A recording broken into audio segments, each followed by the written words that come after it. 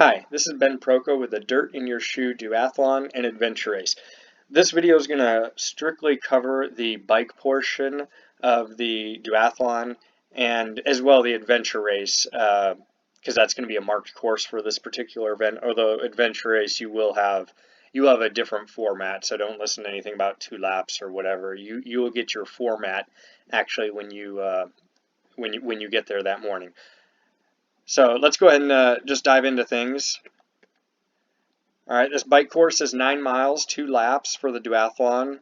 Again, the adventure race, if you want to watch this video, that's fine, but you'll get your specific stuff that morning. This is a very similar course to what we used previous year. We have one modification we are going to make, and that's right towards the end. Instead of coming up and going in front of the house again, we're actually looking, although this isn't 100% confirmed as of right now, because this is very tight here and we might have a few more racers, we're looking at going this way, taking a right to avoid this tight section where there's two-way traffic, and coming along here the front and then joining in for either your second lap or the finish. The benefit is obvious for the bike. The downside is it puts you closer to the finish line. So that's just something that we'll have that marked off, and when you finish, you'll want to just make sure you're looking for bikes if you have to cross this road. Again, we'll have that marked off if we decide to go that route. All right, I'm going to take you to another map. This is a time that I rode out here, and I went pretty hard and did a couple laps, and so it gives you a heat map to kind of see where the fast sections are and where the slow sections. All right, a reason a section might be fast is, one, it's not technical, or two, it's flatter downhill. And then if it's uphill or technical, you're going to see it's going a little bit slower. So I'm going to walk you through this whole course here, just to give you an idea. So after you start the bike leg, you head down here, and this probably has right around here is probably the most the one thing you have to watch out for.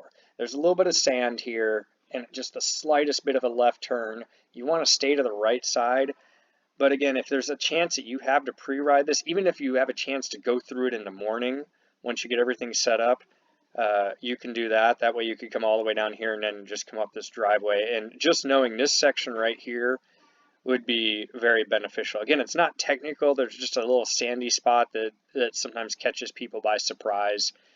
And then the rest is just pretty fast around here, still trending down. You can see it's a lot of red, pretty fast section.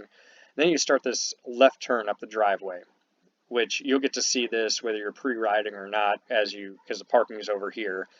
You'll head up here, pretty steep, kind of kicks up a little bit here, gets a little bit more difficult, and then you make a right and come in front of the house here. And usually some people are pretty spent already here, but then you get a nice downhill this way.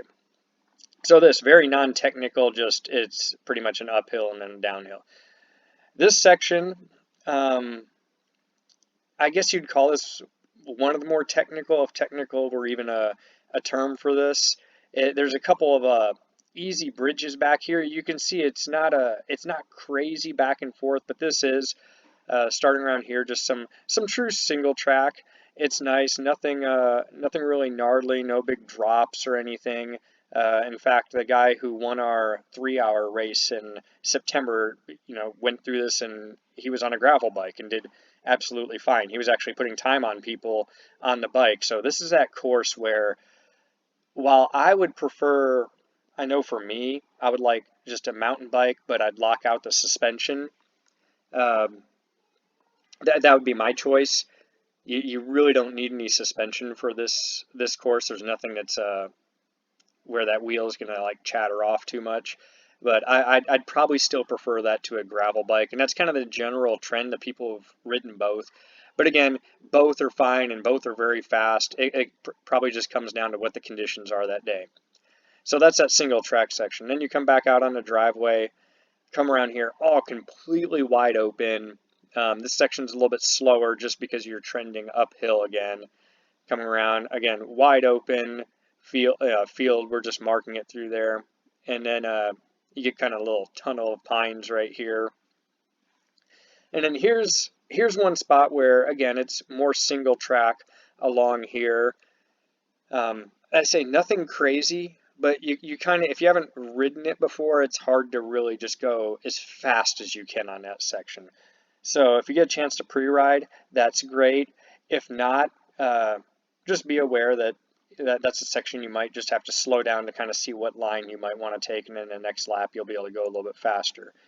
After you kind of U-turn and then come back on this fire road here, this is just wide open. Again, it's just a fire road. Grass, we get mowed down, packed down, super fast. And you can see it is pretty quick through that section. All right, once we get through here, this is probably, again, the last like little somewhat technical section. And by technical, again, I'm saying this is really fairly tame on a technical standpoint. You can just see there's a little bit of back and forth between the speed, just slowing down for a few corners here or there.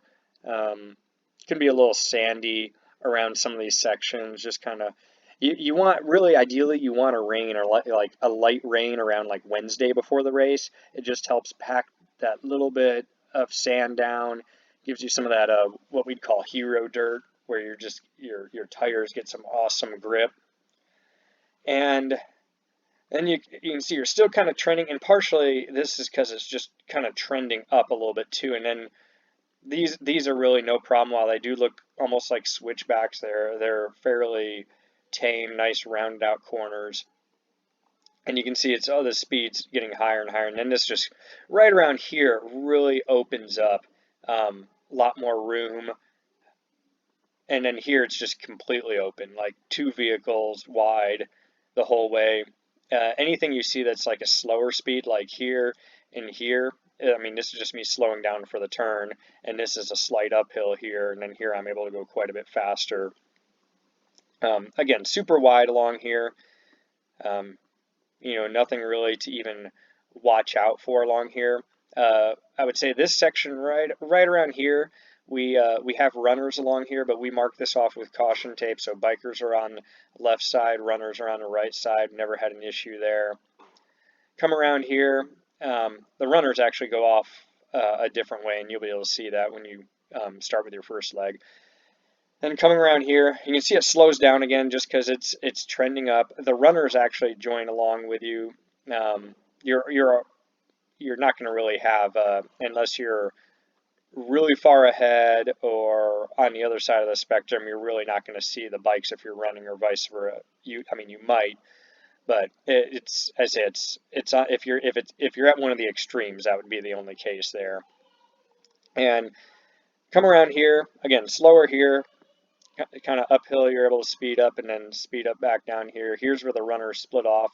And just to give you an idea how wide this is, you could probably have 4, maybe 6 cars side by side here. That's how wide this whole section is. So plenty of room for both runners and bikers, and we divided out a little bit for you there anyways.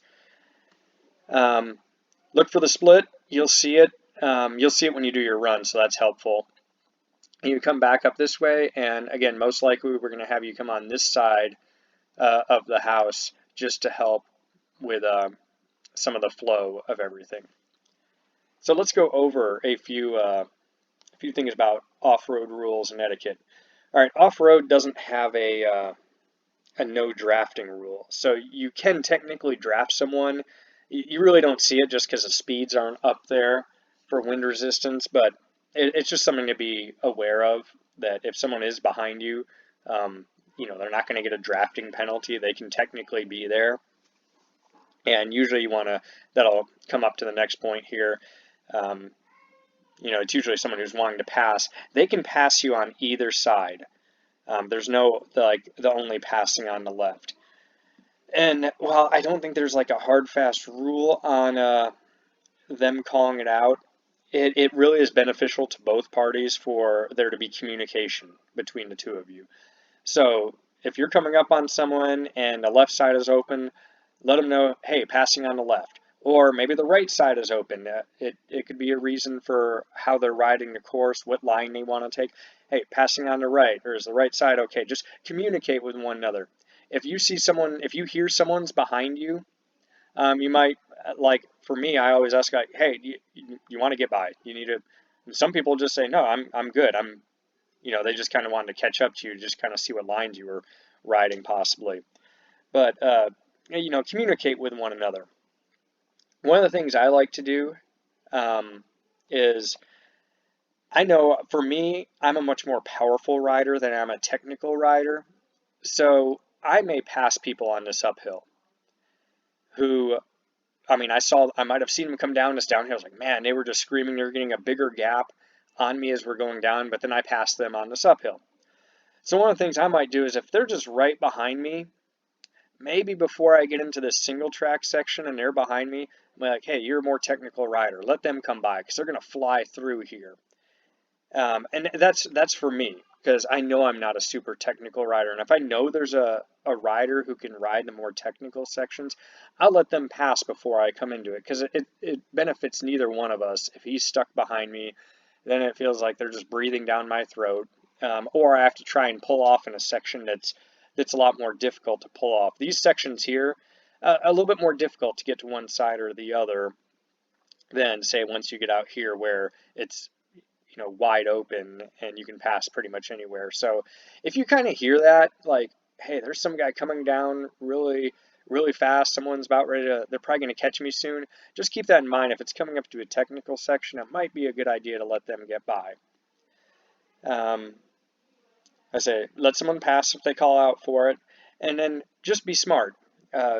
Especially, let people know if you're coming up on them quickly, like, hey, lead rider passing on the left, passing on the right. Let people know. I've never really, there haven't really been issues, but a lot of it's just knowing what the rules are and what the etiquette is for this because it is different. We get a lot of people that are coming from, Ironman and sprint tries where they're on the road, and this is a little bit different. So keep these things in mind. This will just help everyone out at the race. I'll go over this, of course, race morning, a much briefer version, but I wanted to put this out there for everyone so they could see what the course looks like, what to expect, and just to give you an idea how fast. On this particular time going through here, I did average, I think, just a tad under 14 miles an hour. So on a mountain bike, that's pretty quick. So this is a pretty fast course. Some of my faster guys get around almost 15 miles an hour if the weather conditions are right. So I say it is a fast course. I hope this video helps out and eases any tension you may have and gives you a little insight so it can make your race day much more enjoyable. Okay, thanks for joining.